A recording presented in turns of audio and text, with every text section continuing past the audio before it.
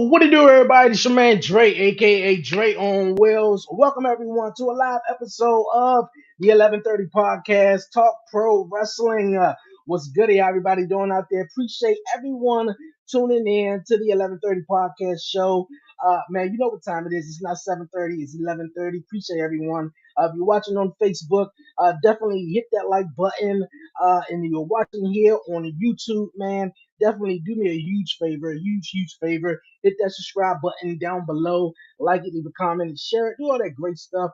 And don't forget to follow the 11:30 podcast on all social media platforms. But you guys, man, like I said, it's time to talk some pro wrestling. I got a panel of gentlemen that's going to be joining me on this week's episode of Talk Pro Wrestling. We're going to be diving into a bunch of things, man. Some Crown Jewel predictions. We'll be chatting about AEW, previewing SmackDown that's coming up on FS1, and also wrestling overseas.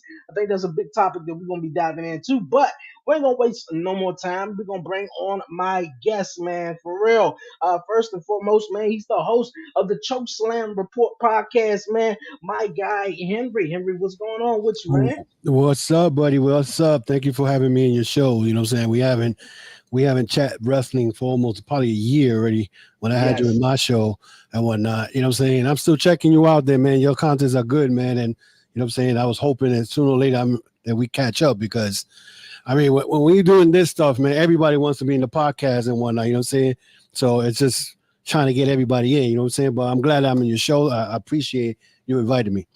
Hey man, no problem, no problem. Thank you for taking the invite, coming on the show, man. We linked up, man. Thank you for having me on your show. Yes, The links yes. will be down to everyone's podcast and social media channels, you guys. So you can definitely go follow them on social media and definitely hit the link in the bio and subscribe to their channel. Also, you guys, I have also new guest, you guys. I was also this is Henry first time being on Talk Pro Wrestling. Another first guest, you guys. I got my guy Slim. He was on my guy Brian B podcast, the Beeline Entertainment LLC, straight talking ropes, straight through the ropes. Sorry, Brian B, straight through the ropes, and it was great talking to my guy Slim. Slim, what's going on with you, man? How's everything? Going on, brothers? Was good, man. I'm blessed, bro. I'm blessed. Just Amen. honored you hit me up with the opportunity to talk some more wrestling, man. Like you saw me on Brian's show. I'm just passionate about this, man. I've been in love with this sport since I was a little kid, watching it with my grandma, and me and my brother bonded over it. Kind of made us closer, just going through that WCW versus Attitude Era phase and everything, man. So truly an honor and great to meet you too, bro. Thank you. and, Likewise. and let's just have some fun, debate, have a great time, man. Yes. All right, man. We definitely gonna do that. Have a great time. We're gonna chat some wrestling. All right, you guys. We're gonna get into my next guest. Yo, man, I haven't chat wrestling with my guy in a while, man. He's the host of the Down Five podcast and Dope Discussions with Erica. My guy Gator Live. What's going on with you, man? Yo, what's going on, man? Long time no talk to. I felt like I was put out to pasture for a minute. I was just kind of sitting around like, well, don't nobody want to talk wrestling with me no more. I don't understand it. What's happening here? I What's know I happening, got some man? fresh takes, but nah, man, everything's been going good, man. We got some hiatuses going on. Dope Discussions is on hiatus right now. We'll be back shortly. Down Five is actually we done took like a year hiatus or so we're about to come back. We've been working on some studio stuff, so we're gonna be back on the map in a little bit, man. And just been working. Like I was late getting here because I was working jobs. You know me, I got like 11 jobs, but Yeah. it's good to be here, man. It's good to be able to meet everybody on the panel, man, and talk some pro wrestling, man.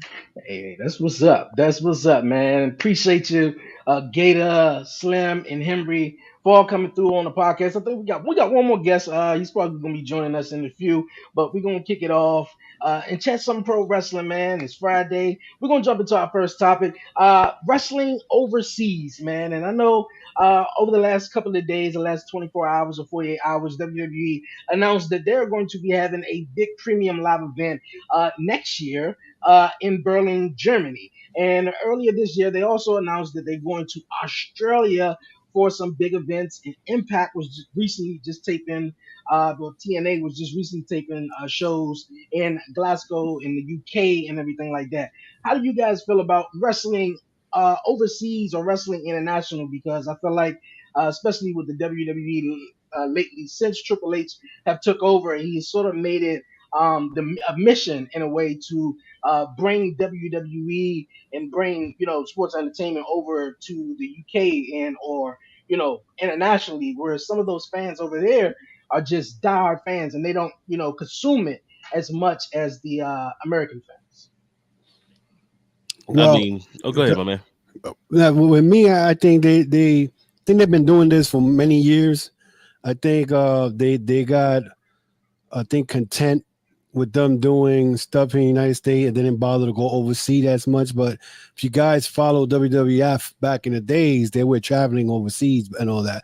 But I think the reason they doing this, and you guys could probably disagree or agree, but ever since AEW decided to do that All In in London and whatnot, they all of a sudden now they want to do all these stuff and whatnot outside outside the United States.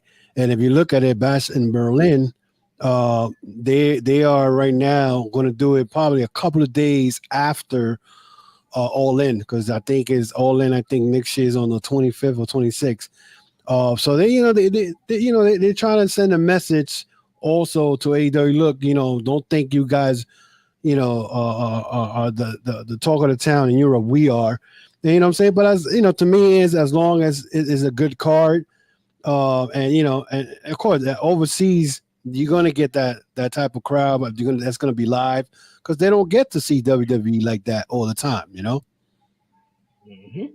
Right. Oh yeah, that's very true, man. And I think you really got a point as far as with AEW, with everything that AEW's been doing. I think WWE is kind of sat up and take notice to what is going on out there in the market. But I don't think this is a new development per se. I think this is just being the new leadership being able to capitalize on an old idea, right? You remember some years ago, Triple H was trying, and he mentioned this a few times, trying to foster kind of a WWE International, like the NXT International thing, and he was trying to set up all these little NXTs all around. I think they were talking with Dragon's Gate about setting up one in Japan, and all those things. So I think this is something that has been kind of a vision, like that's been put on the back seat for a long time with WWE.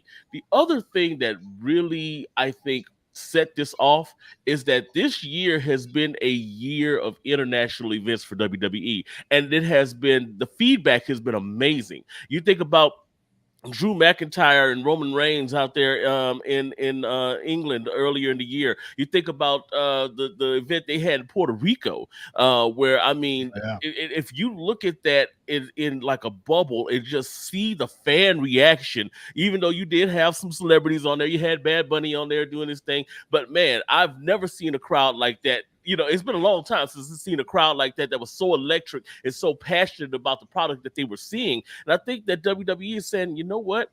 This passion is good. I'd like to see more of this. Let's bring more of this in. So I think opening up those markets, allowing those people who really, really want. Let's be honest. A lot of the fans in the U.S. have become casual fans. They're not as passionate. This isn't the Attitude Era anymore. They're not as passionate about, oh, well, I want to go to the show. I'm going to spend all of my hard-earned money. But guess what? These people in Puerto Rico will, because they haven't seen it. They're still thirsty for it. The people in England, some of the I won't name them by name, but some of the wrestling shows that are over there right now that commentate on wrestling, they like to poo-poo on WWE, but they're always super excited when WWE announces an event is going to be there.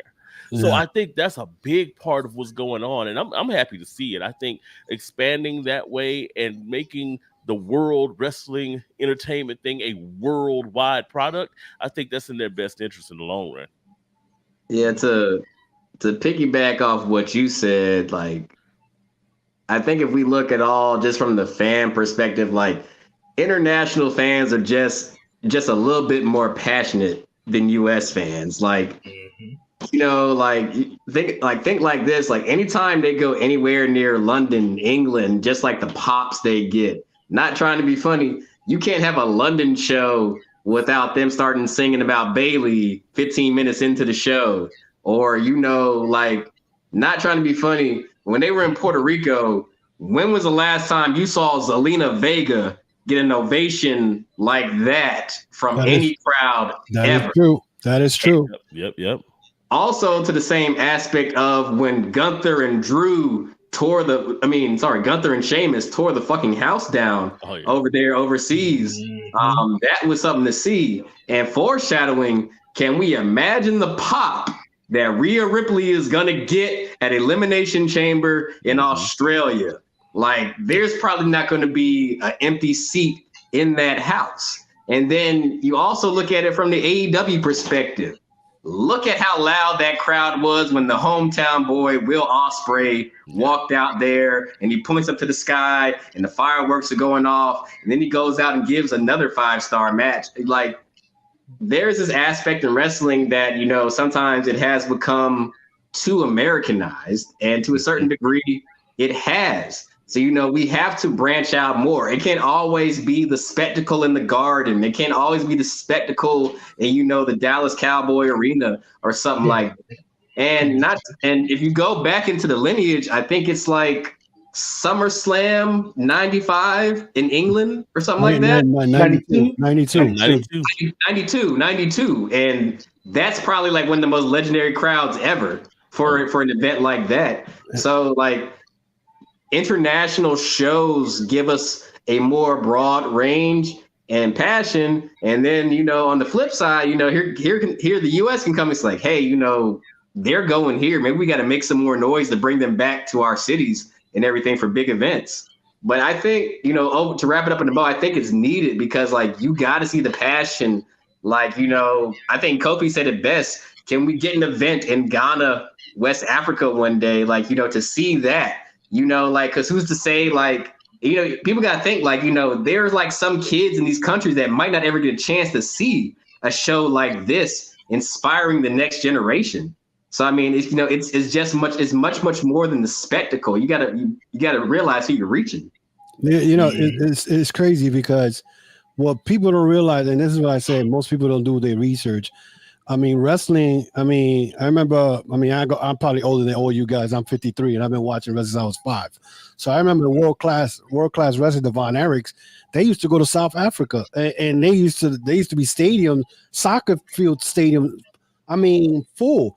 So my problem here is that I think a lot of the United States fans, wrestling fans, are pretty much, they just go to the show either to criticize or to say, oh, this shows this, when they should be like the international, where these people just enjoy the show, that the fans are in it. You get great pop, great fireworks. How come we can't get that here in the United States? I never understood that, because Crown Jewel, I think the last Crown Jewel that I saw, and then Sheamus versus Gunther, man, that crowd was crazy. And the one in Puerto Rico, oh my God, I can't. Oh man, I never heard. I'm Puerto Rican myself. I felt so proud. Just the fact that Bad Bunny came out, that place, the roof almost blew up with one of his songs, and I was like, yo, my talking about it right now, I got my head standing up because it's something that it was incredible. And I'm saying, why can't we have that here in the United States? You know what I'm saying? Even if it's 50,000 people, let people get involved. And I think the problem is that when McMahon was around, he didn't like the fans getting involved, like taking over the shows. You know what I'm saying? He doesn't like that.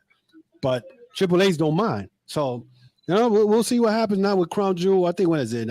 This Saturday? Or next Saturday. Yeah. So we'll see how that's going to be, Yeah, I feel what you're saying too, my boy. It's been a long time since we've had a Daniel Bryan moment. The WWE Daniel Bryan moment. That has been like almost 10 years. Yeah, to a lesser extent, the Becky Lynch moment. You know, where we had everybody was like flocking to like, oh my God, I got to see Becky. You know, and the crowds were just hype and just, you know, it's been a while since we've had and I don't know if it's a talent or it's just the way that WWE is promoting some of the figures there. Hopefully that does change with Triple H. It looks like it is. You look at the pops that Cody's getting right now, you look at the pops that LA Knight is getting right now, and you think, okay, you know what, they may even Jey Uso. And you're thinking maybe they're starting to kind of turn back to that direction. But I think hitting those international markets is real important in doing that. Mm-hmm.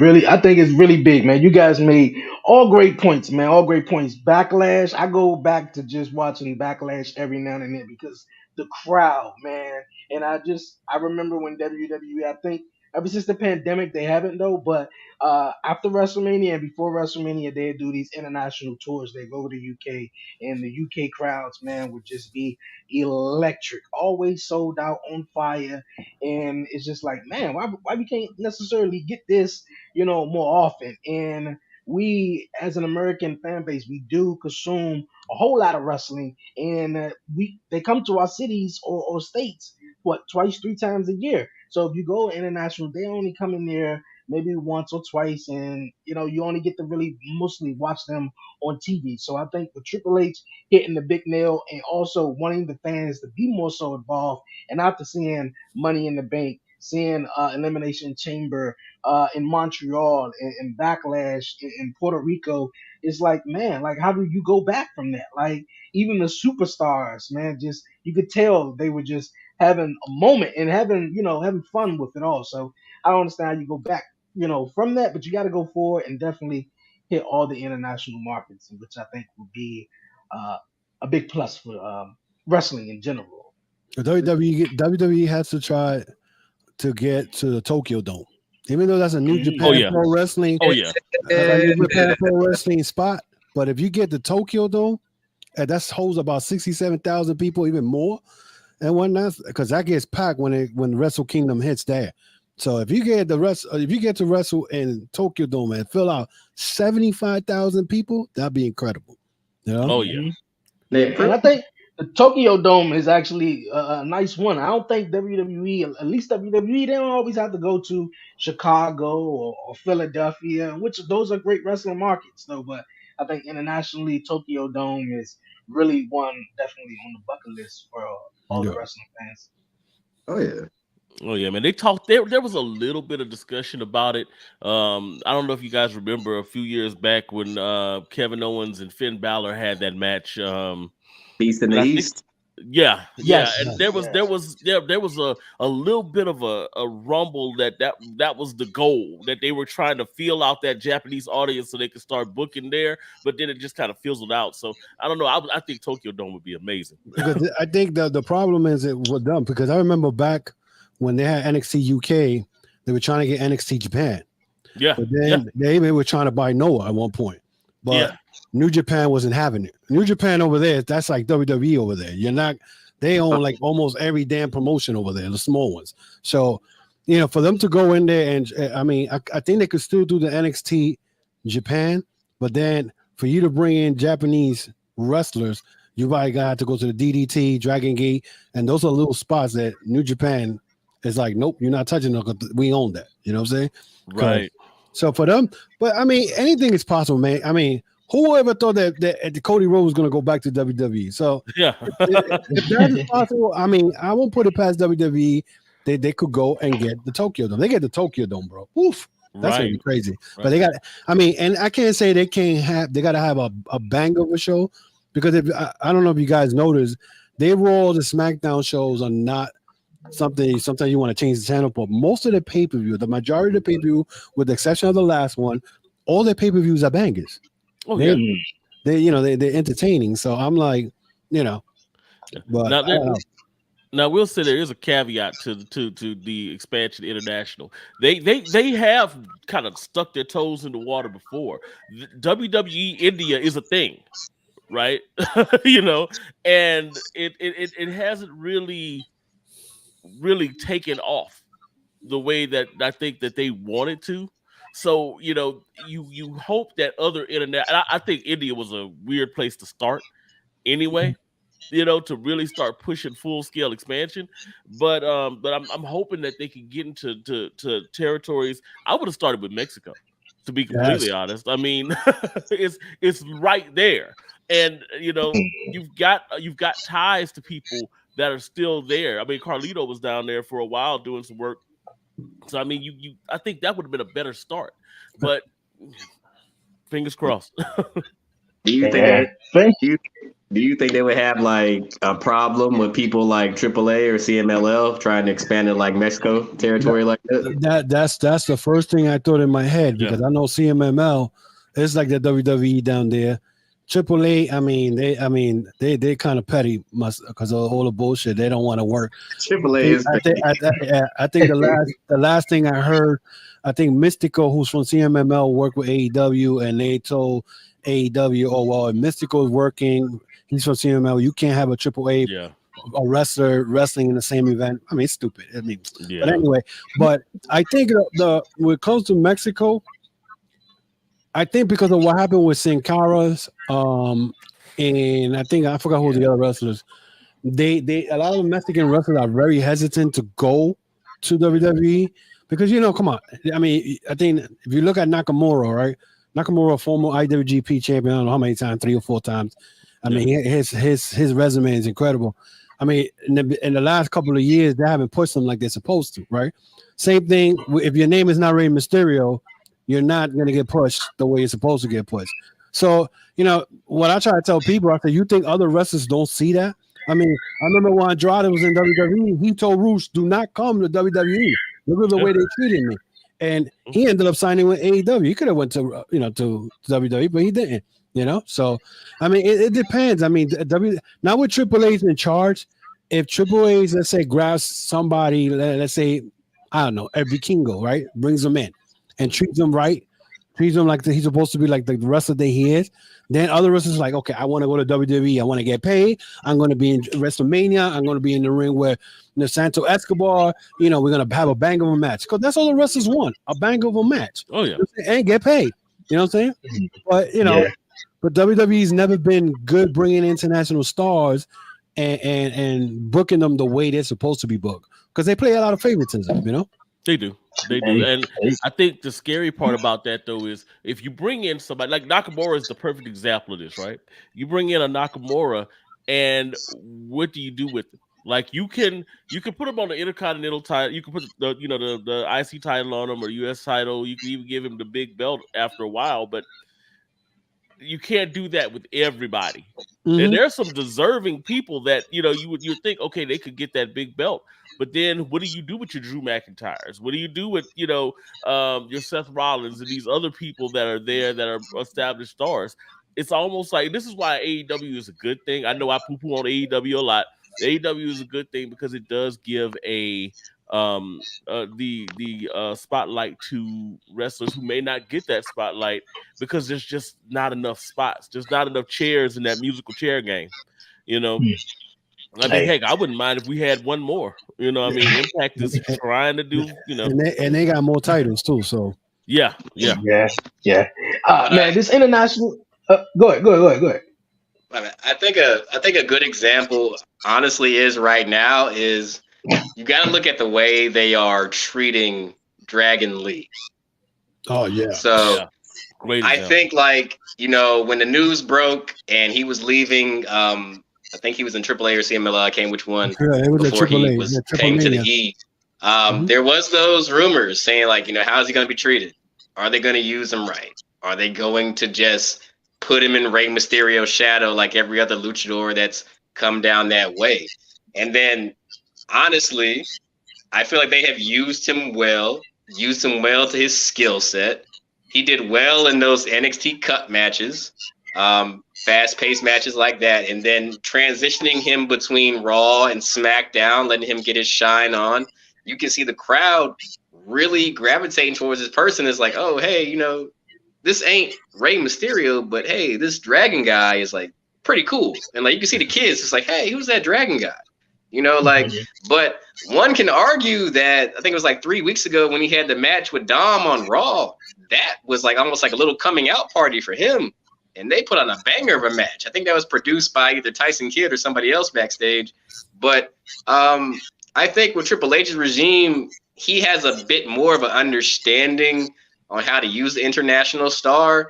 Because I think like the majority of us, like, you know, if the majority of us, like, you know, saw Shinsuke when he was in New Japan, King of Strong Style, coming down, like, I'm the king of this stuff, you know, you got to beat me to prove it. I don't care if you're Tanahashi, Okada, Naito, Shibata, I'm going to kick your freaking head in, or Ibushi, I'm going to kick your head in. And then, you know, when it gets to the E, it's just like, okay, maybe if we just give him something, he can still show us something. And then, okay, we all got fool's gold when he won the Rumble, like, and we all know there was no reason why he shouldn't have gone over AJ Styles on that WrestleMania. That definitely would have solidified him as probably the best Japanese star ever to come across that thing since Antonio Inoki back in the day.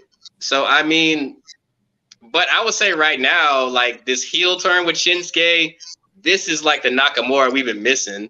I feel like this is like that chaos Nakamura in New Japan. Like, I'm cocky as hell. I can prove it. I can push you to your limits. And all at the same time, I'm sending an homage to the Great Muta by spraying red mist in your face every day. Yeah. So, I mean, I think it's just like we got to wait and see. We all know that Triple H said the better creative mindset than Vince at this. We all know Vince was stuck in his ways.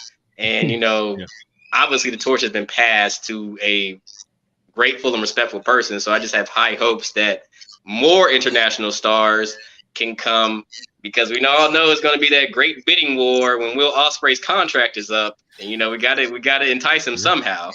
Well, Dave Meltzer just announced in Wrestling Observer that most likely he's signing with AEW. He's not.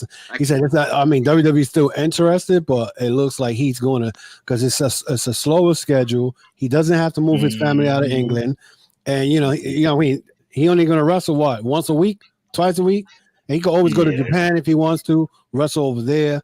You know what I'm saying?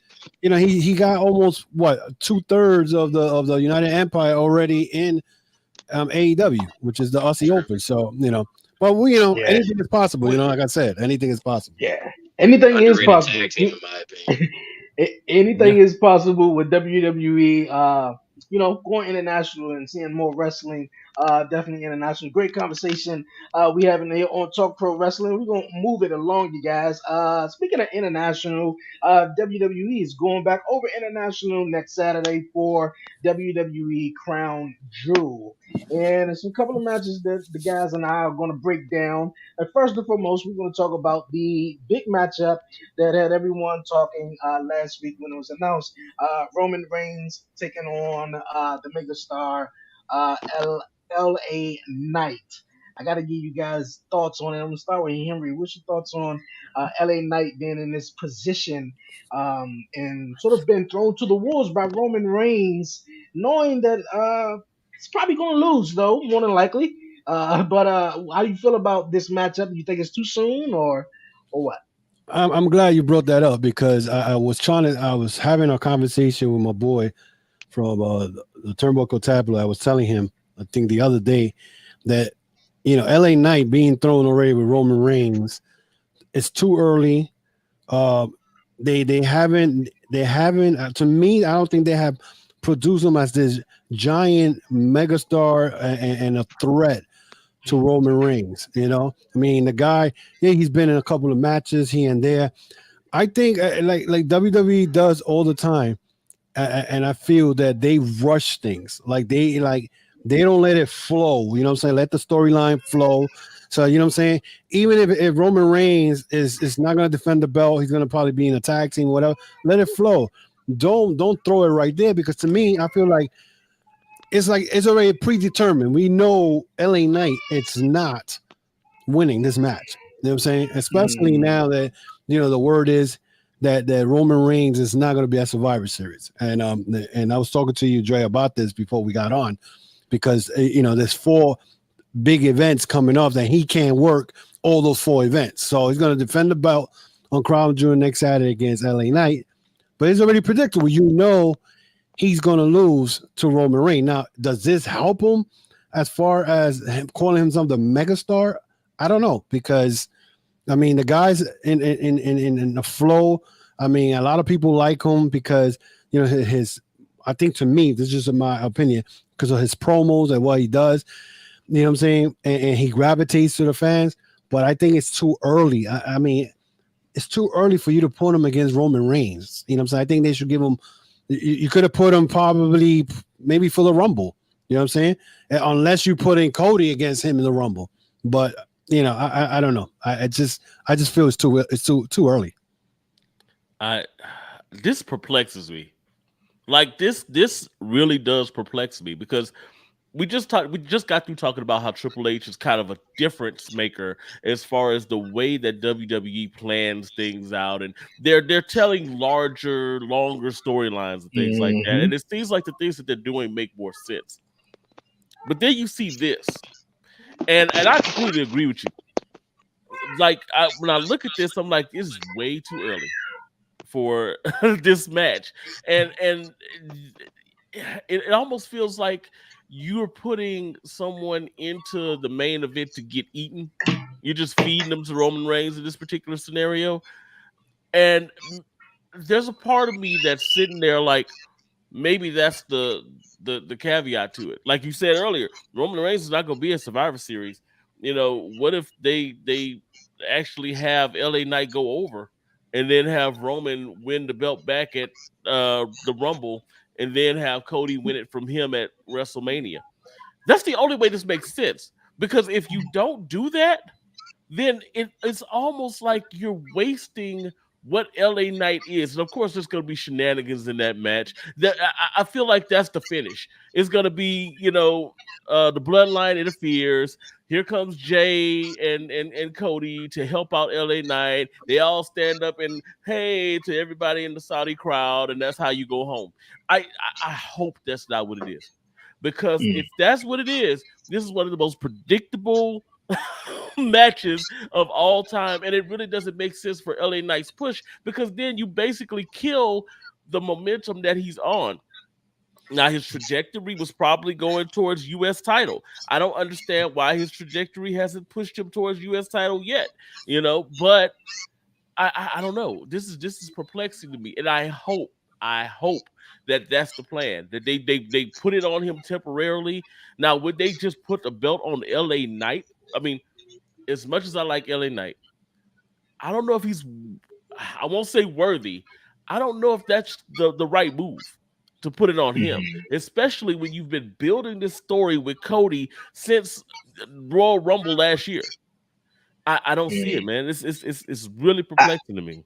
I want to say one. I want to say one thing real fast, Slim, and which I feel like they're gonna do with LA Knight. You guys remember, obviously, with the Stone Cold, and how he came about, but more so recently, the Daniel Bryan, and how Daniel Bryan sort of got the rug pulled from under him a bunch of times. I was kind of like explaining this to my guy Brian B. Shout out to Brian B.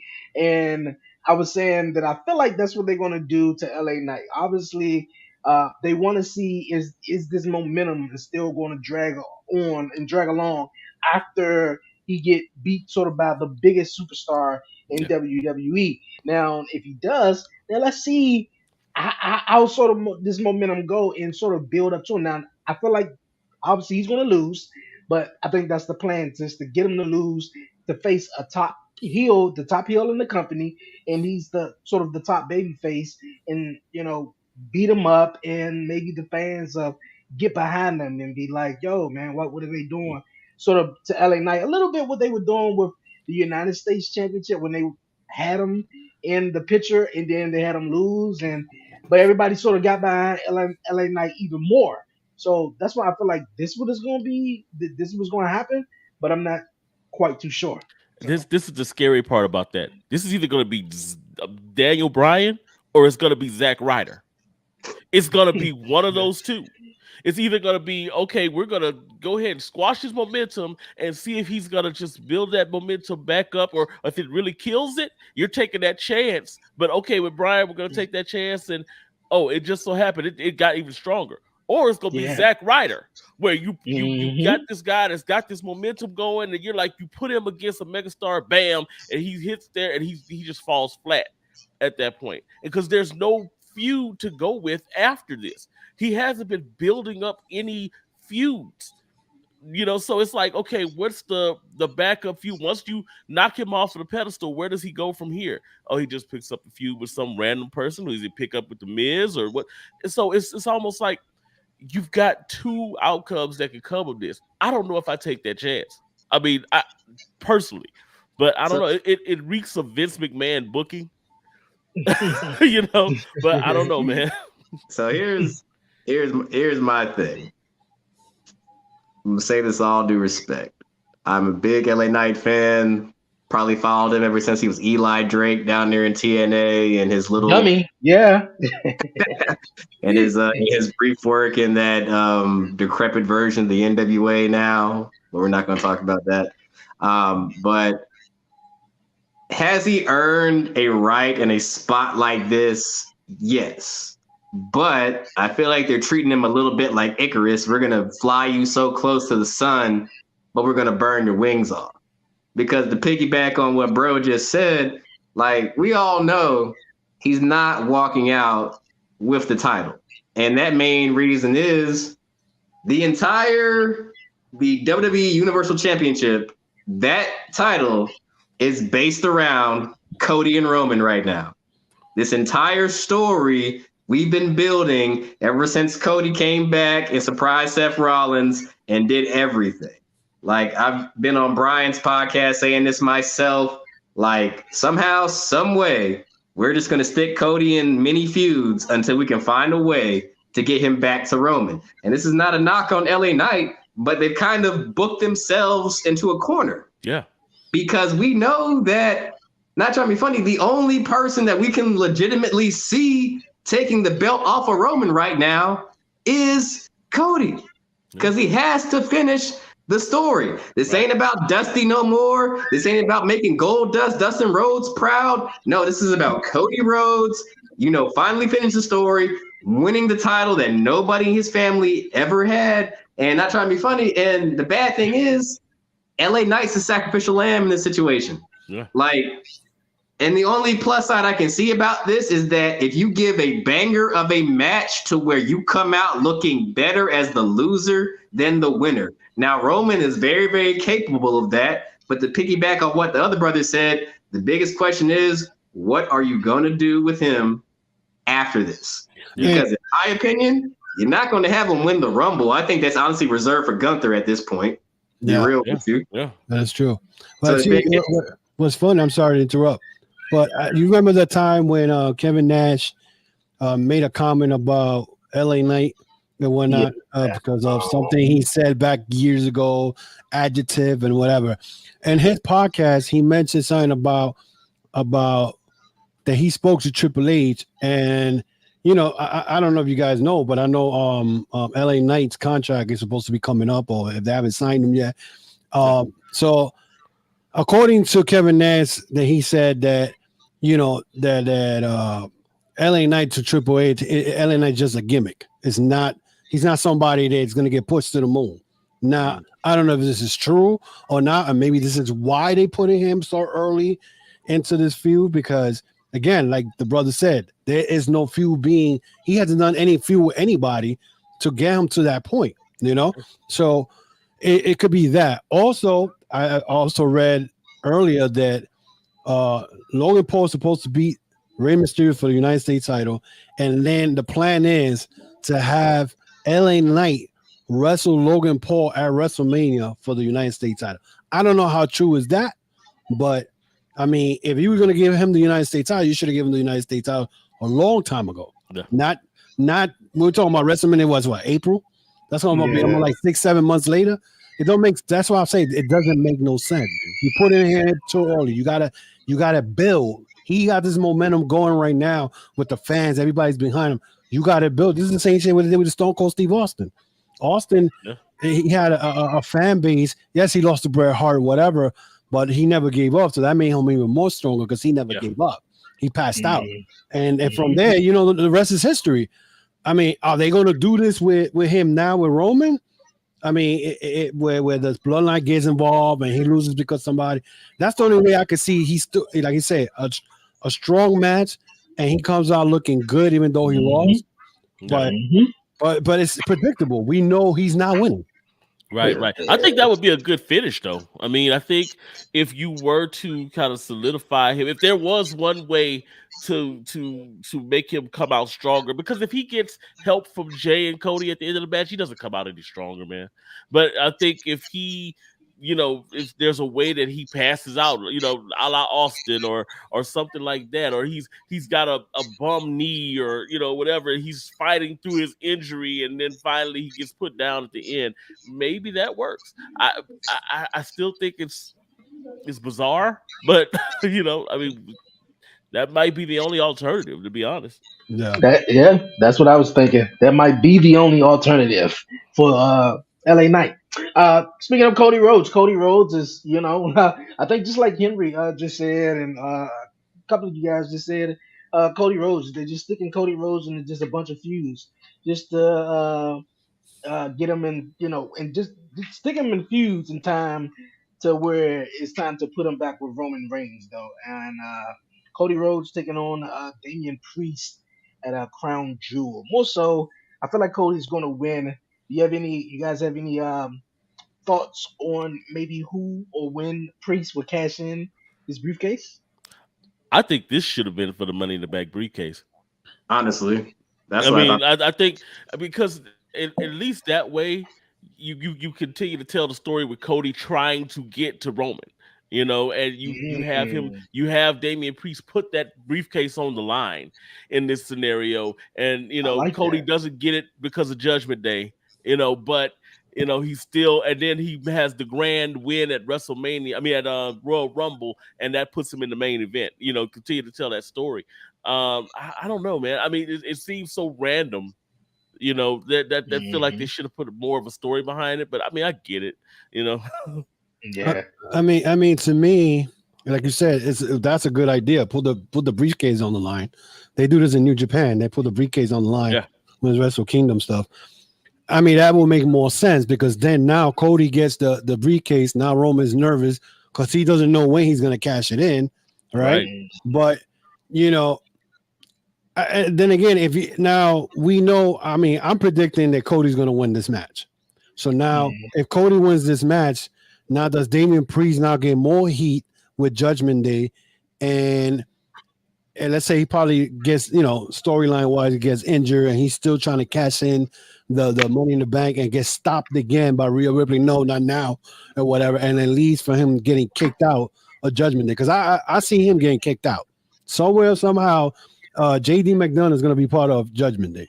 You know what I'm saying? And because Damian Priest is the one who's always against JD McDonough helping him. So I see him getting kicked out. So I believe that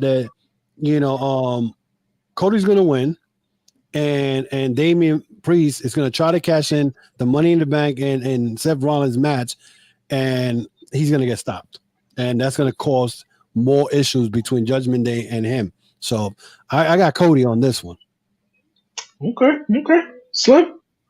I got Cody taking the W on this one. Just the whole beef between him and Judgment Day seems kind of just like, just low key thrown together. But I don't think a W does anything for Priest right now.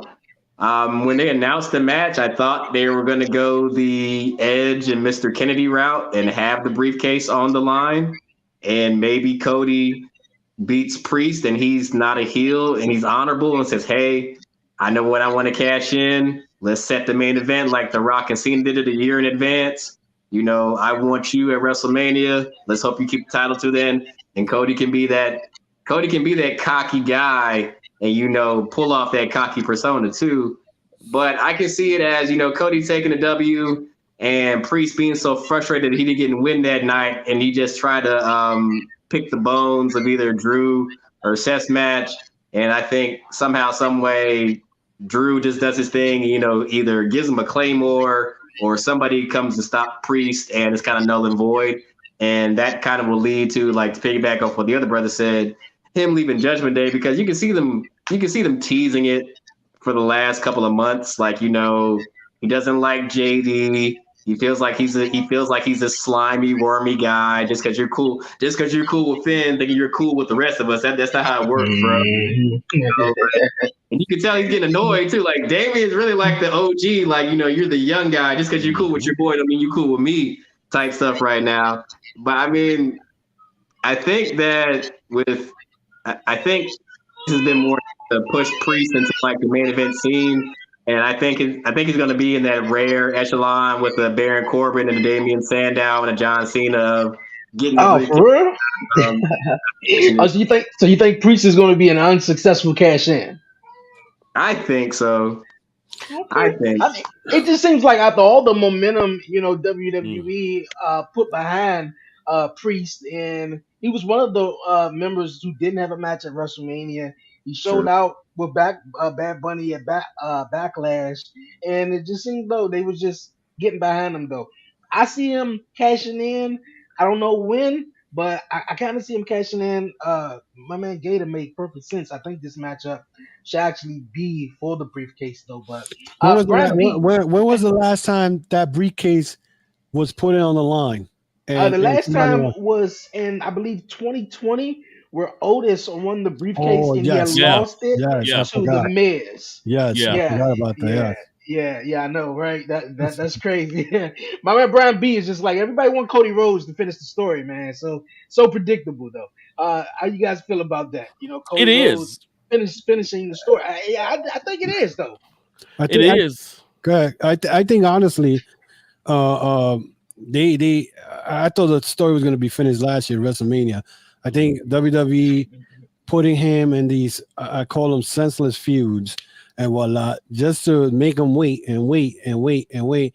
You know what I'm saying? It's just like, after a while, you'll be like, you know what? When the hell is going to finish the story? And again, they should have put the briefcase on the line, because I don't see Damian Priest having a successful cash in at all. So,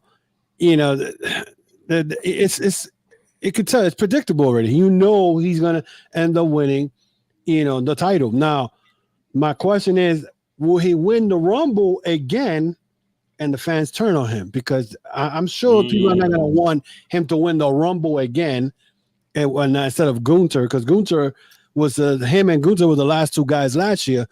Are you going to do that again where Gunther right now is the hottest heel right now, especially with the Intercontinental belt and whatnot?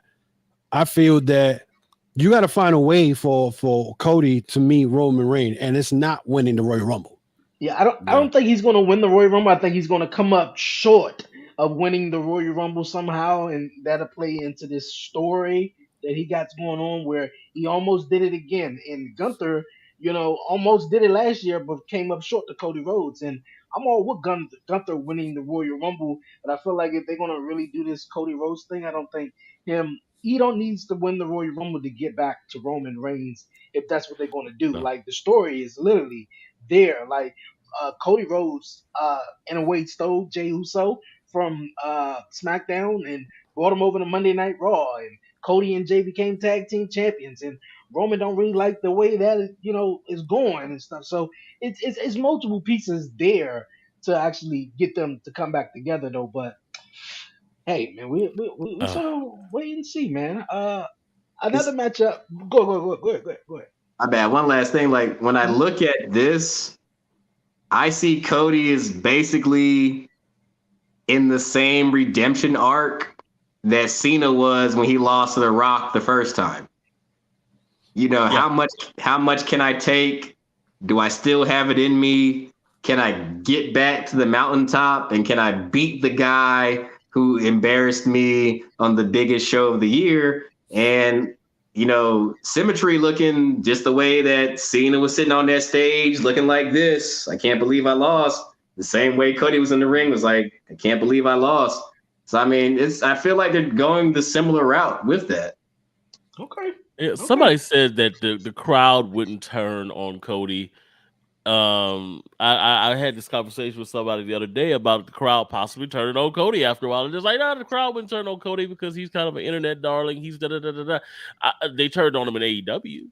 Yes, they did. Yes, they did. So yes, I mean, it can happen, and the way that WWE has been using him, almost like the host, the MC of Monday Night Raw and on SmackDown, he comes out, and he's the one who's really kind of facilitating the action in the shows and things like that. After a while, if you've got somebody who's hot like a LA Knight, you can end up in a Batista Daniel Bryan situation where you pick the wrong person to go over, and the people just turn on you. If people want to see Gunther win, and it ends up with Cody and Gunther again in the Rumble, and Cody goes over again, no, it's not going to be good. It's not going to be a good look. No.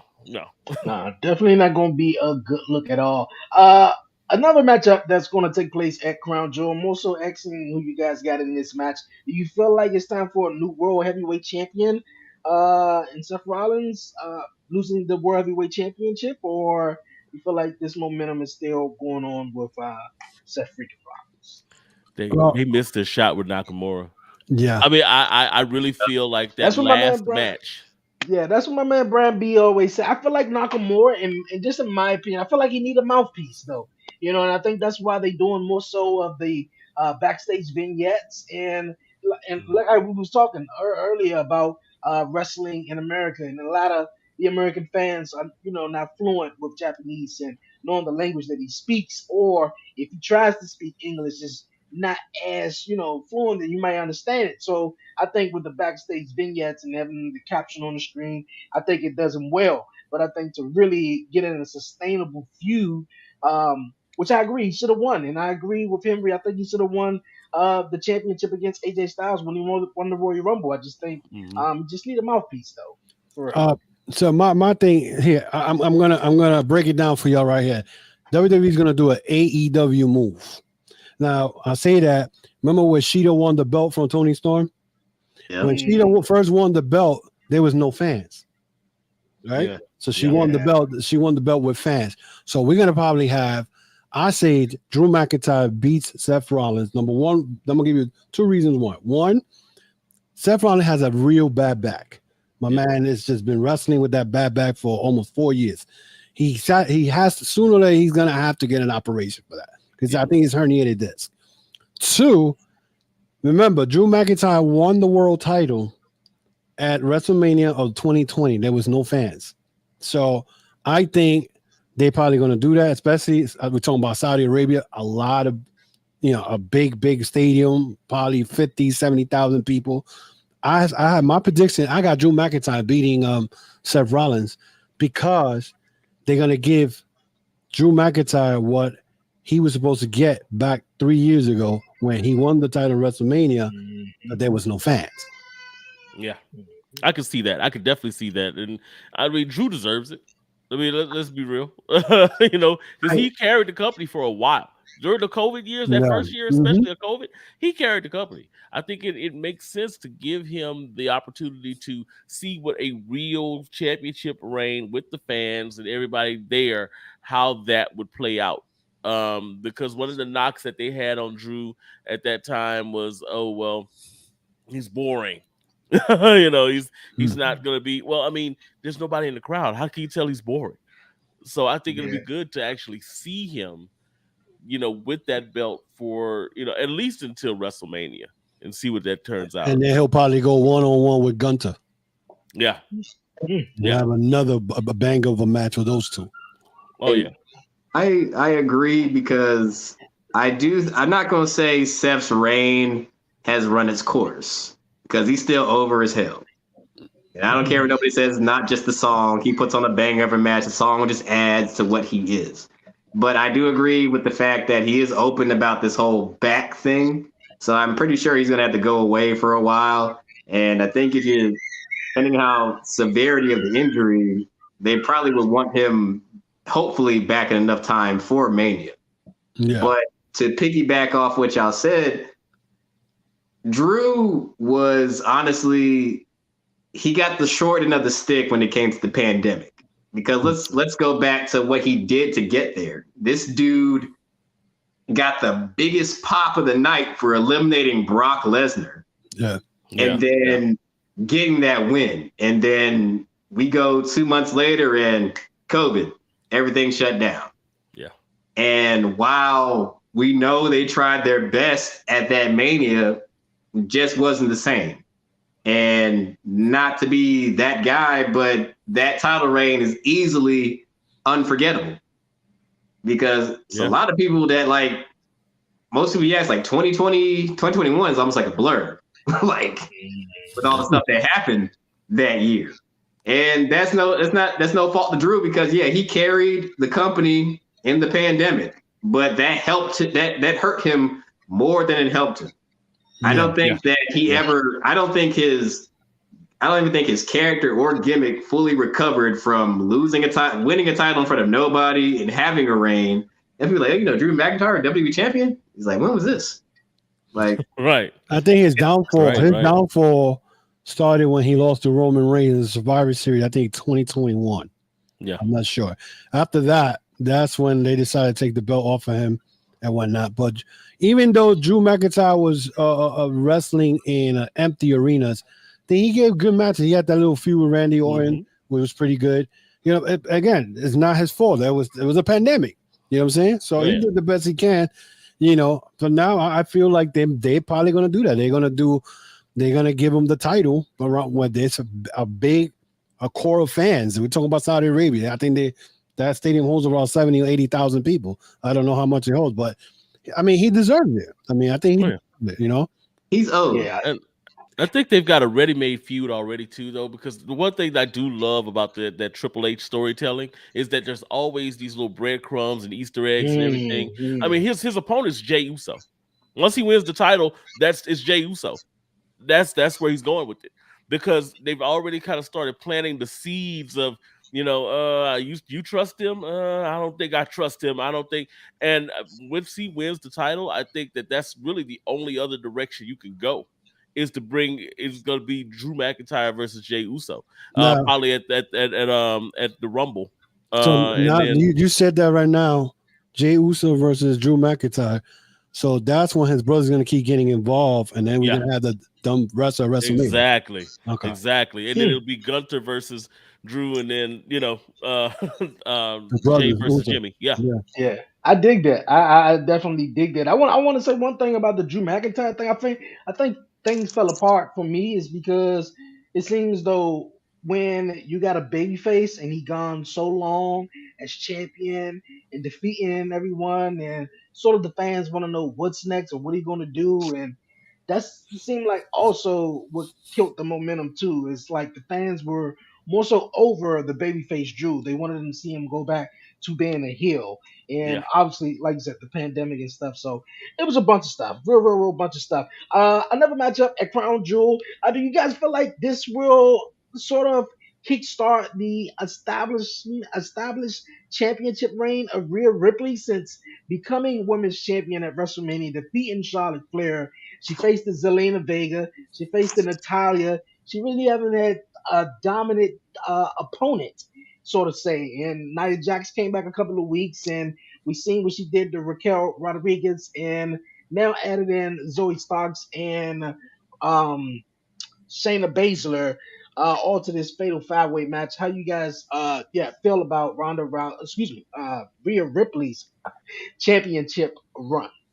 Do they have Zoe Stark in her fall attire? Like, this looks like something you'll see in a magazine. Like she's showing off the shit. It's a full attire. A Women's Day magazine. Right, exactly. Yeah, that's exactly what it looks like. Yeah. Listen, this 5-way, this is probably going to be the where Rhea Ripley is going to showcase her dominance in this match, because I don't see any of these women winning that match. Any of them. I mean, you got Nia Jax. She's a big girl. She's strong, whatever. Zoe Stark also. Raquel. I mean, Shayna Baszler. I mean, I think they kind of like messed her up when they brought her up from NXT because she was very dominant in NXT. That's what And oh yeah, the last 3 years or 4 years, they really haven't done anything with her. I think she won the tag team belts at one point. But other than that, I mean, Shayna Baszler, you guys remember when she was in NXT Black and Gold. Yeah. I mean, she had matches even with Rhea Ripley. I mean, with other people, and then she was very dominant. Now they're gonna put her in this match is because really, who else are you gonna put? I mean, Nia Jax did they put her there. I don't know why. Automatically they're giving her a title match. You know, Raquel Rodriguez had her chance to go 1-on-1, even though Nia Jax got involved. Zoe Starks, I don't know where she came from because she didn't no, she didn't lose the match. She was part of a tag team with. She was with Trish Stratus. With Trish Stratus, yeah. But see, Zoe Stark is the future. She's one of the future girls in the company. But you're gonna throw her in there in a 5-way against Rhea Ripley. Let her get more established. You know what I'm saying? I think Rhea Ripley's gonna show her dominance in this match, and I got Rhea Ripley winning this whole thing. Yeah. Okay. Yeah, I mean, I don't see any other outcome there. I mean, I like Raquel, I do, but she's so generic at this point. You know, Shayna, they really missed out her dominance. If they were going to reinstate where she was when she was at NXT, it would have been perfect after she beat Ronda Rousey. Yeah, they should have put her on a winning streak and had her dominating people and just had her on like a collision course with Rhea Ripley. That would have made the most sense.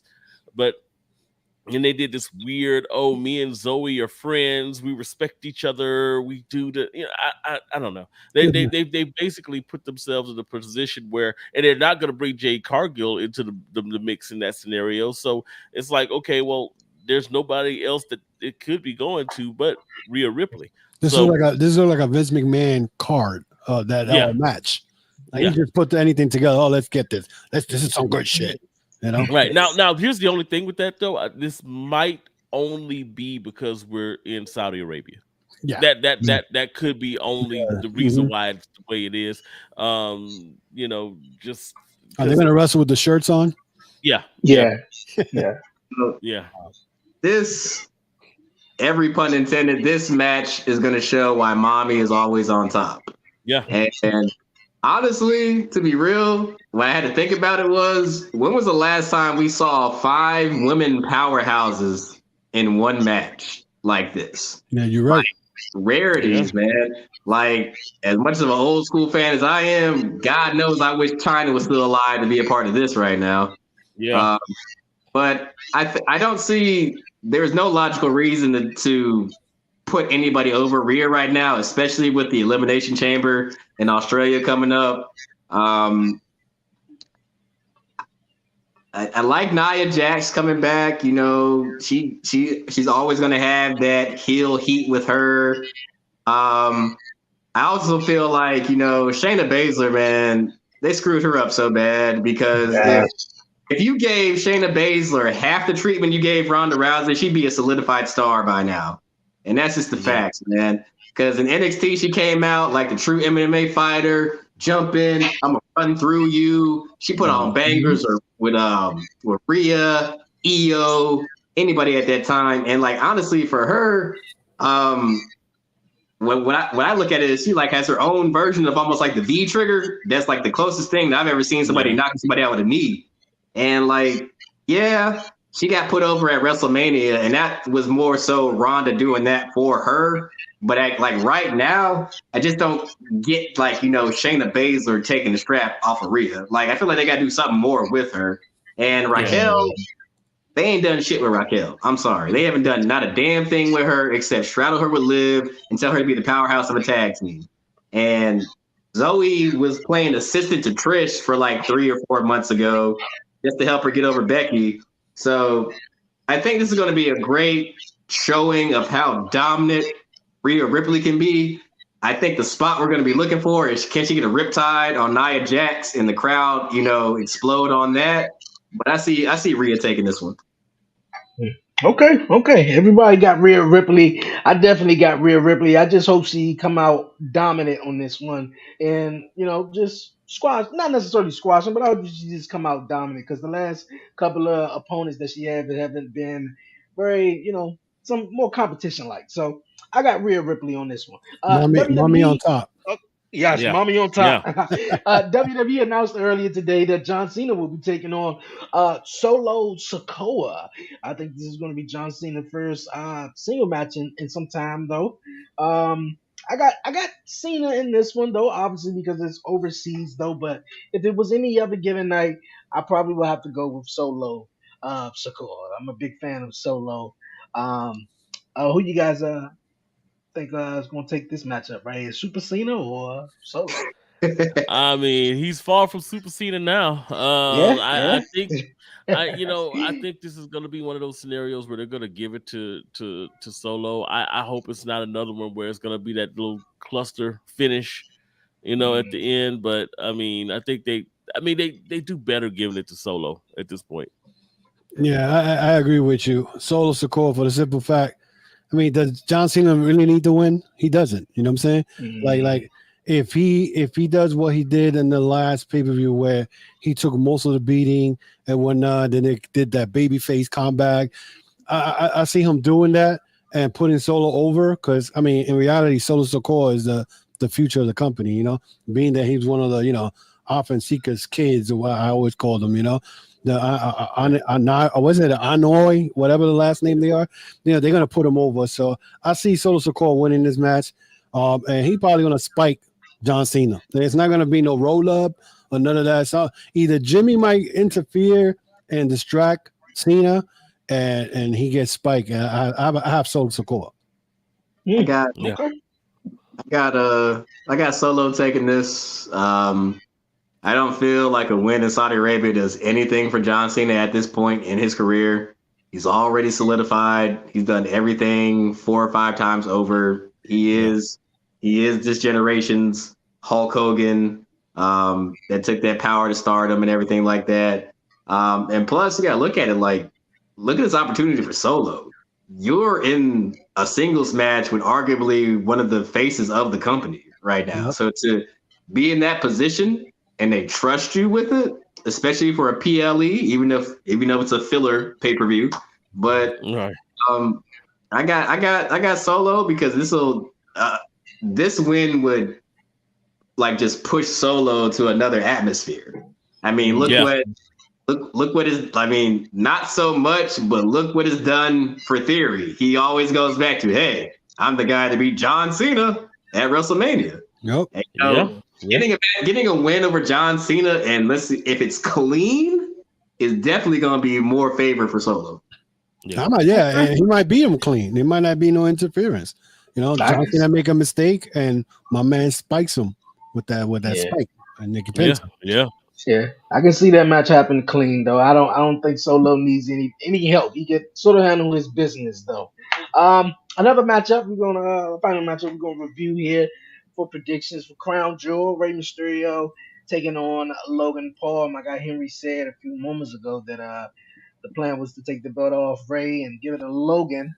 But Logan Paul is back. He won a fight, and I thought that was real interesting after the fight that he pointed out that he's going back to the WWE and he won championship gold, and he's trying to take it from Rey Mysterio.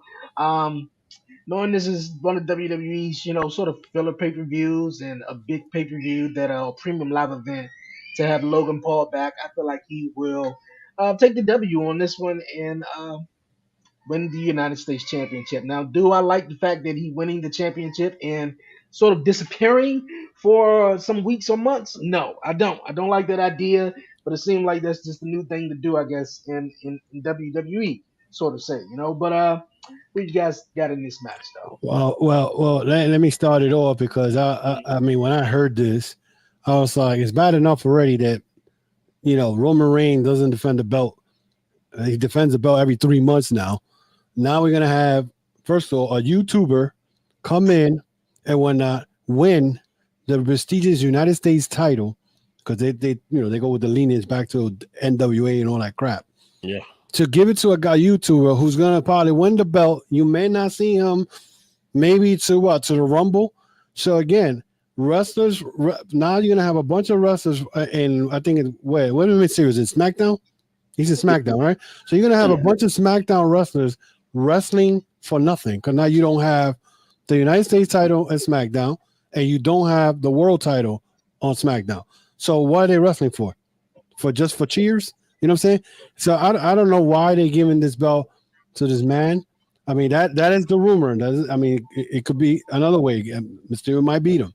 But that is the plan. So LA Knight could wrestle Logan Paul at WrestleMania. But that, that's coming from a Wrestling Observer. Most of the time these guys talk, and most of the time they're not on the spot. But if they do give it to Logan Paul, that to me is a problem because now SmackDown doesn't have any belts for none of these people to wrestle for. Now you got the world title going away, and now the United States title away. So it makes no sense to me. Yeah. When is Santos turning on Ray? I've been waiting for that for months. I mean, maybe Carlito. Who knows? Carlito might turn. Yeah, I feel like once since Carlito just came back, I feel like Santos is going to get in his feelings a little bit and was like, "Wait a minute, Ray, you took me under your wing, and now sort of this, veteran come back and y'all used to team up and go one-on-one back in the days, and now y'all kicking it, and then I feel like I'm pushed to the side, sort of when." Rey Mysterio and Dominic, the end of that, and Edge was in the mix of it, and Ray and Edge was sort of hanging out, and Dominic felt like, well, damn, like you ain't been here all my life, like I'm trying to, excuse me, spend time with my dad, and boom, sort of like that. But I feel like, that's what was going to happen with the whole Rey Mysterio and Santos. I got one for you. So I'll give the devil his due. Logan Paul is good at this. I give him the devil his due. Yeah. He is. I can see Logan Paul winning this match because we all know how WWE works now. We want more eyes on the product. If Logan Paul wins the United States Championship, and let's just say he just goes on the next day to Impulsive and has a podcast with it right there on his table, that's what's going to happen. But to piggyback off what you said, when is Santos going to turn? That can be the catalyst that pushes Santos over the edge, because with Ray losing, he can look at him like, how could the greatest luchador I know, the person I looked up to, lose to somebody like Logan Paul? And people gotta realize Legado del Fantasma was a heel faction coming out of NXT before we switched to him. Like, let's be honest. Santos Escobar as a babyface is boring to me. I don't get why he's doing it. Like, when he was like the cartel boss down there at NXT, that was like peak, dude. Not trying to be funny. When the last time somebody gave a damn about the Cruiserweight Championship? He had it and made that shit interesting as hell. So I can see Logan Paul, with everything he's been trusted with so far between Ricochet and, his debut at WrestleMania, I can see him taking the United States title because, not trying to be funny, they haven't given a damn about the United States title in a long, long time. I mean, that's the sad fact about it. They put more into the IC title, and U.S. title has always been secondary to the IC title in Vince's eyes anyway. But I can see Logan Paul coming out with this, and this being the catalyst that pushes Santos Escobar over the edge. I don't know where Carlito will fall in and out of it, but shout out to Carlito though for coming back. He's jacked. He looks good. I'm more so gonna be like, where do Joaquin Wilde and the other guys fit in with this, and how is Alina gonna? And like, I think the big thing is like, who's gonna go with who when they split this? Like, are they gonna go towards Santos leadership, or are they gonna go towards Ray leadership? Where's Alina gonna fall in all of this? But I think it's going to be like one of those shots of the night. When you're looking on your news feed at like, what's it going to be, 1 o'clock in the afternoon for that show. So like around like maybe 2 or 3, you can be like, oh shit, Logan Paul beats Rey Mysterio for the United States Championship. Probably going to be right over there on your ESPN app going across. Yeah. You could see Santos Escobar turning on him on Crown Jewel also. Maybe he's just going to be like, oh, you didn't give you gave me a title match, but now you gave me a title match to Logan Paul or whatever. You know what I'm saying? Because, I mean, I've been saying to myself, when is he going to turn? You know what I'm saying? I've been Yeah, waiting. So it could happen in Crown Jewel. You know, he may hit him with the Mhm. belt and cost him the title. You know, and it may be Yes. on Carlito's advice at that yes. point. I And can see that. Carlito. I like Carlito more as a heel. I There's can't a say reason they Mhm. my. changed his music. Like I feel like that maybe they changed his music to kind of give him more of the good guy persona, so that once they do make that turn, he'll go back to I spit in the face of people who don't want to be cool. Yeah, That theme, yeah, because the new Yeah. one sucks. Hey, it's gonna be interesting to see how it all plays out next Saturday, you guys, at Crown Jewel. But before we wrap it on up, we got one last topic we're going to cover, you guys. Over the last couple of weeks, AEW haven't been doing that much, and it seems though from this past week on Dynamite, they made a huge title match for this coming Saturday. MJF versus Kenny Omega for the world title for Collision. And over the last couple of weeks, Collision has been not doing great in attendance, though. How you guys feel about Collision in AEW as a whole? Do you feel like they're making or trying to make some desperate moves, having MJF and Kenny Omega on Collision 1-on-1, which is a good match, though? well, as far as the Kenny Omega and the MJF match, the reason they're doing that is because MJF is about to break Kenny Omega's record as the longest AEW World Champion. So that Okay. to me, it makes a lot of sense. As far as the ticket sales, I don't know what's going on because at first when I saw that picture you put up with the empty arena, I figured, well, that's got to be the hard camera, but that's not that. Where the hard camera is at is an empty spot. So maybe they're not selling the way they're supposed to be selling. I mean they're doing well in Mhm. viewership on Collision because they did 500,000 2 weekends ago, and then they did 518,000 this weekend ago. And again, I tell my people, see, they don't really need CM Punk because they're doing good. But as far as attending wise, I don't know. I don't know. Either they're not marketing it right, they're not putting it out there. Because for these arenas to have like one section empty, it's crazy. You know what I'm saying? Because I gone to Grand Slam, I gone to up here in Long Island when they did one. I got that thing last year, and it was packed. Especially the first Grand Slam I went, there was over 20,000 people in the Alta Ass Stadium, and it was jam packed. So I don't know. I think I think that they've been hurt with all this nonsense with the CM Punk thing. Mhm. Um, and then a couple of weeks ago, they were talking about, the whole quarter thing. That turned off people, you know what I'm saying? Because it was hitting the Jewish community and the time when Israel was at war, or is that war right now. So, I mean, it's a lot of things. And also, Tony Khan needs to stay off TV. You know what I'm saying? And I said this on my podcast. Yeah, He needs to get off Twitter, stop worrying about WWE, and do what you're supposed to do. You know what I'm saying? right. And again, and I say this, and I tell this to my fans, and I tell people also, Edge and Christian has never been needle movers. They weren't needle movers in WWE. They were great wrestlers, and they were, Right. they were good world champions.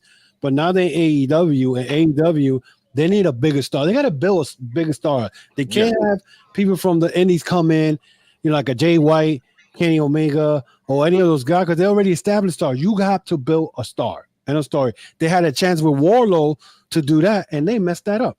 So, Mhm. indie fans and people that follow AEW are not stupid. They see what's going on. They be like, do I want to waste my money to go see them live? I mean, right now Yeah. they just announced a pay-per-view for the end of the year, and it's up Yeah. here in Long Island in New York. I could go if I want to, but why I'm going to go through all that nonsense when I could just order it on pay-per-view, be home, eat my food, and I ain't got to waste no money. You know what I'm saying? Yeah. Yeah. So, There's this old saying, do you give them a great wrestling show or do you give them a show they want to come see? And that's what's happening right now with AEW. They're not giving a show that people want to come see. They're giving good wrestling shows, right? So for people who like wrestling and really love wrestling, oh man, who's gonna be there? Oh, that guy, I remember him from the Indies. Okay, I'm coming, cool, I'm coming in.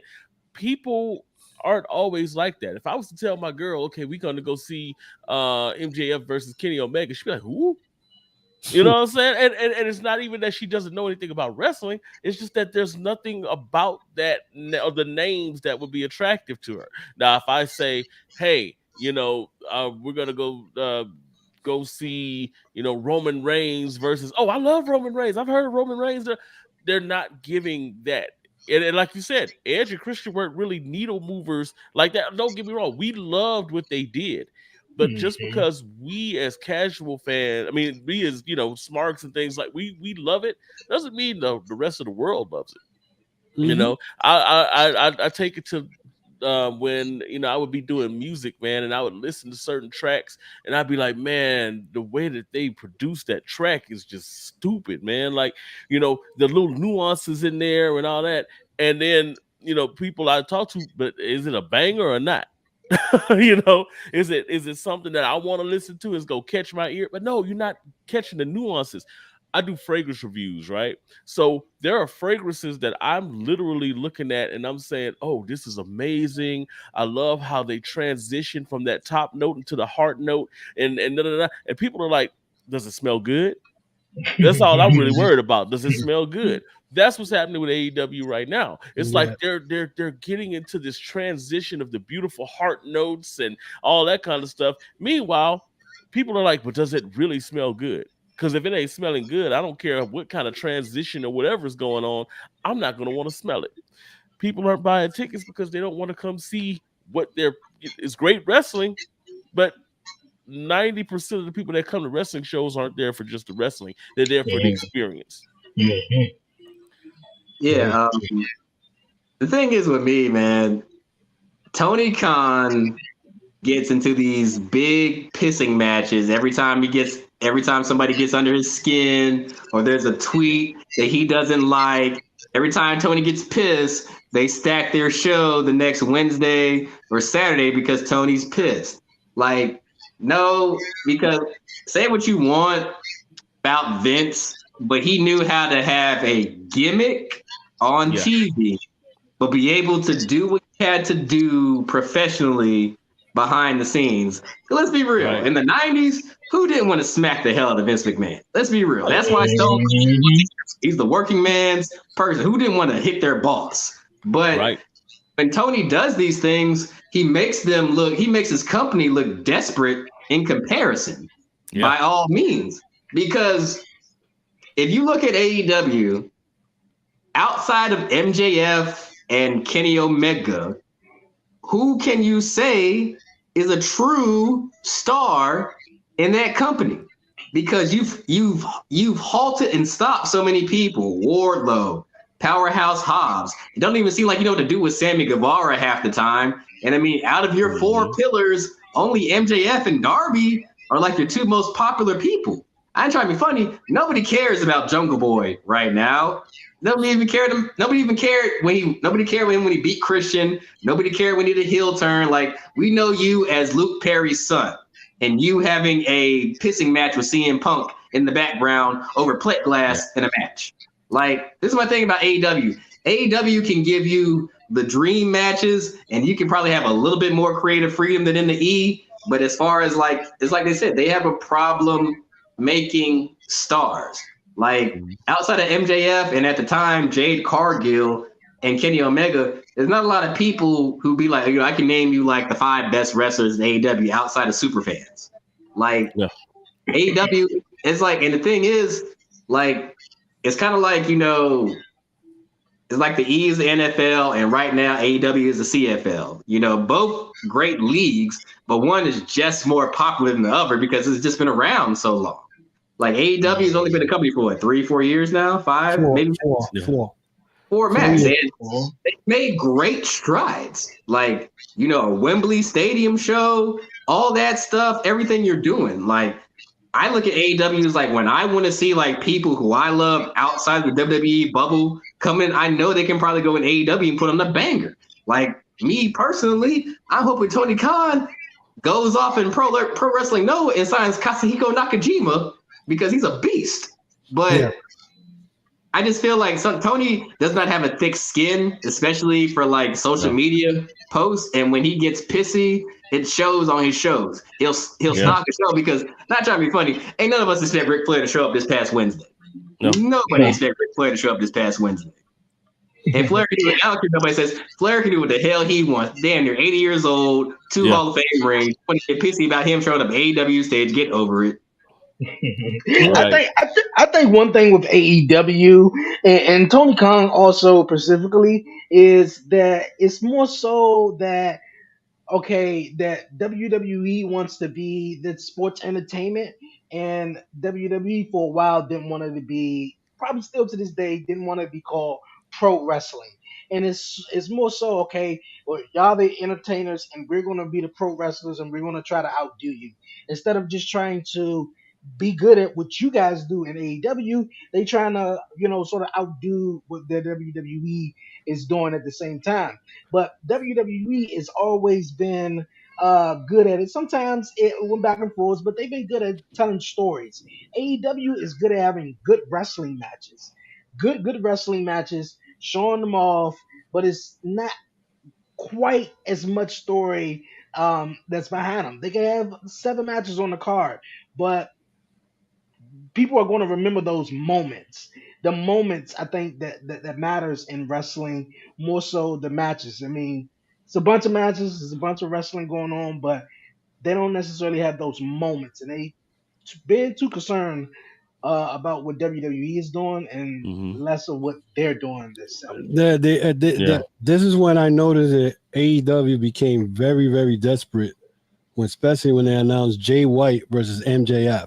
I had a problem with that because I was like, okay, I understand Adam Cole got hurt, but why would you put Jay White? This guy is, I mean, I'm a big Jay White fan. I've been following this guy since he was a young lion. Why would you grab the guy who has been the Grand Slam champion in New Japan and put him already in the ring with MJF? I always felt that he probably was going to be the big heel after MJF if he decides to leave AEW to WWF or WWE, that he's going to be the big heel. But now they're so desperate and pushing Bullet Club Gold and whatnot that, I mean, this weekend you saw it. I thought, honestly, that Juice Robinson was going to beat MJF for that ring, but they gave it to MJF. I mean, it didn't make sense to me at all. You know what I'm saying? Because the whole purpose, the Bullet Club Gold say, we're going to take everything you own. Whenever he took the belt, Jay White's running around with the belt, and MJF still keeping the AEW ring for the 5th year in a row. It didn't make sense to me. It didn't make sense to me at all. So, I mean, to me, once they announced that match, I was like, okay, Tony, I mean, you couldn't do something else. You know what I'm saying? And then the whole devil mask thing. Now, I like what they're doing because you're still trying to guess who it is. But, I mean, the part that I think Roderick Strong and these guys came out to help, it didn't make no sense to me. I was like, okay, you losing me there. You know what I'm saying? So, it's crazy. Yeah. So, side note, and I can't wait to see what Shawn Michaels does with Jack Perry. I just have this feeling Jungle Boy is going to be an NXT bound person in the next few years, and I can't wait to see what Shawn Michaels is going to do with him. But perfect example. Look what they did with Brian Pillman. He has never looked better than when he debuted on NXT. The way he was presented, and even though he was a squash match, he was not presented like that in AEW. The fact that he's not going by the nepotism thing, saying, screw my father, I'm my own person. I want to go by the man that raised me. And the kid's got $1 million look. He's got the hair. He's got the clear face. He's got the muscles. He can like give him a good catchphrase. He's gonna sell some t-shirts. Oh yeah, the hair is killing me, man. It's so circa Chris Jericho 1997. but it works. It works for his character. It gives me Craven the Hunter vibes for some reason, But yeah, I just had to sidetrack that because when we were talking about that, I was thinking about the fact that what, there are some people, we were talking about homegrown talent in AEW and how some of those pillars aren't really there to. I mean, Jungle Boy's, like it or not, he's kind of a pillar of AEW. You know what I mean? Those are those things. Those are those people that they can't afford to lose at this point. But when you have a Jade Cargill jumping ship, and you have a Brian Pillman Jr. jumping ship, and you start thinking about the fact that, hey, we've got these older people that are starting to migrate in that want an easier schedule, an edge, and all these people that are coming in. Where do I fit on the show at this point? Unless I'm associated with one of these bigger characters, where am I going to fit in? And what's going to be best for my career? NXT started to look a whole lot more promising to some of these folks. Brock Anderson might show up too, because Anderson and left AEW as soon as his son's contract was over. Don't be surprised if you see Brock Anderson come in with a different name and whatnot. And his father may not follow him right after that, but who you never know. This is wrestling. I mean, again, we never thought Cody Rhodes was going back to WWE. Right. That's true. Brock Anderson could be the next one. He pulled that Glock out on live television. So, Hey, man. This has been awesome, man. For real. I appreciate everyone tuning in and all the guests, man. Henry, my guy, Gator Live, and also Slim, man. But we got final thoughts here, man. Anything you guys want to get off your chest, say something about anything, or tell everyone where they can follow you guys at and catch you guys' podcast? Yeah, you can follow me on. I got the audio podcast and I got the YouTube podcast, the YouTube channel, the Chokeslam Wrestling Report. I drop new videos every Sunday at 12 o'clock. Then I got the audio podcast, which I drop on Thursday, 11:30 in the morning. So check that out. You can follow me on Twitter, Facebook, and Instagram, the Chokeslam Wrestling Report. And and also check out my podcast store, tcwr.veryimpressive.com. That's tcwr.veryimpressive.com. And thanks again for inviting me to your show, buddy. Hey, man, anytime. Slim, Gator? Hey, man, it's been a true honor, brother.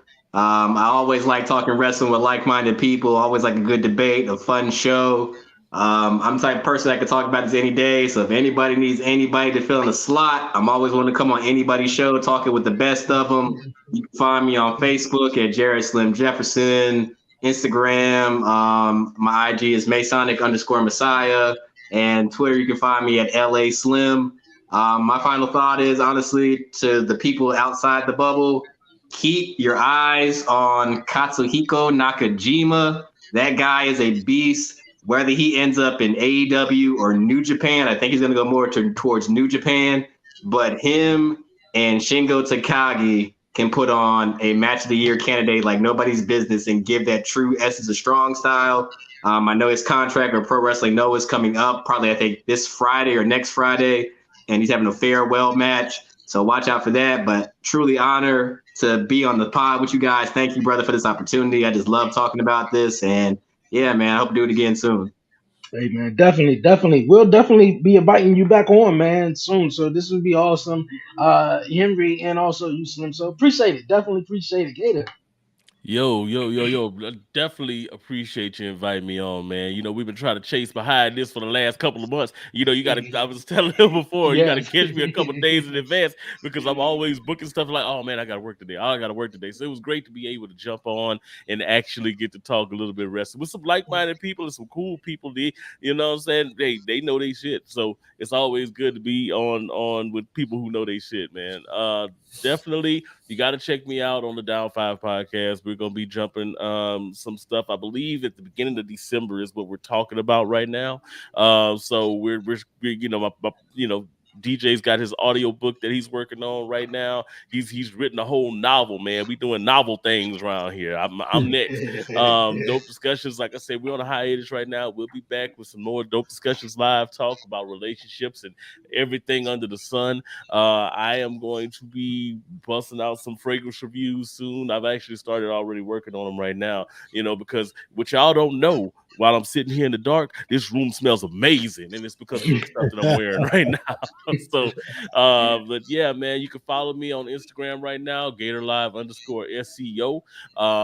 There's going to be a change in the tag soon, and y'all see that as kind of a surprise for the new YouTube channel and everything. So that's all I got right now. And like your boy said, hey, look, if y'all got a spot where you want me to jump on and talk wrestling and be annoying, hey, I'm the person for your job. So just let me know. Hey, that's what's up, man. That's what's up. Appreciate you guys, man. For real, it's really been awesome having you guys on, chatting with you guys, man. It's always fun for me, myself in general, just to chat wrestling. So, like I said, all the links are down below to everyone's social media. Definitely go follow them on Instagram or whether it's Facebook, and click the link in the bio. Subscribe to their YouTube channel, subscribe to their podcast, and definitely check them out. And speaking of subscribe, everyone, definitely subscribe to the 1130 podcast YouTube channel, man. Definitely hit that subscribe button, like, comment, share, all that great stuff. I appreciate it so much, man. This has been a great show. I'm about to head on out of here. I hope everyone enjoy their weekend. Until next time, you guys, I will be back doing a live post show following Crown Jewel, giving my reactions and all that. So you guys down, we would definitely chat and do something like that. But until next time, you guys, for myself, Dre, aka Dre on Wheels, my guy Henry Slim Gator. Yo, we out, man. Peace All out. right.